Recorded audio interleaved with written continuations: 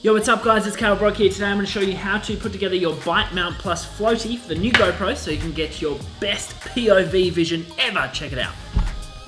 Okay, so the only awkward thing about this Bitemount is that you actually have to put it in your mouth, which is awkward. Anyway, so when you actually put it in your mouth, it's not that comfortable, and GoPro are actually recommending. So you see what I mean? It's actually a little bit uncomfortable to the point that it can actually make you gag. Now, I'm not dissing this product because it's actually a really good product, but I just find that I have to actually keep my tongue on the upside of the mount to actually keep myself from gagging, which is slightly annoying.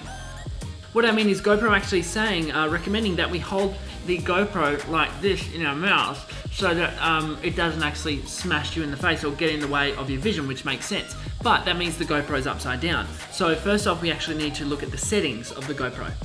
So just swipe down on your GoPro's LCD screen there, click on Preferences, and then scroll down to Auto Rotation. Again, this is just making sure that our vision is actually going to be imported into the computer as the upright way instead of upside down.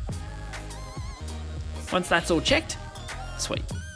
Okay, so what's included in the Bitemount pack? Well, first off, we've got the actual Bitemount here. We've got a backdoor frame, we've got some screws associated with the Bitemount and a floaty back, and the frame and the Hero 5 are not included. Okay, so just pick up the original frame for the GoPro, and we're actually just going to unclip that back door there. So see how it's actually in a semicircle sort of clip? We're actually going to unclip it. Now, don't pull the frame, the back door, all the way down to do that. You have to have it at a right angle. Now let's use the actual back door frame with the back on it and just clip it in place. It's a little bit finicky, but there it goes.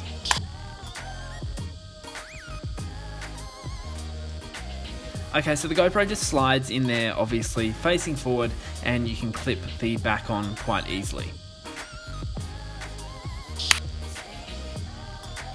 Now let's attach the floaty to the back because we don't want to actually lose our GoPro in the ocean. So peel off that slimy blue layer and we're going to have a sticky surface upon which we will attach the frame of the GoPro to. Now just give it a good squeeze and let it sit for maybe 10 or 15 minutes before using it. Okay, so take the Bitemount here and we're actually going to put in the slots and line up the keyholes with each other so that we can enter the screw and tie it all together nice and firm so that we have a strong, reliable setup. Sweet. Once it's all set up, let's go out and actually horizontal it to see what it looks like.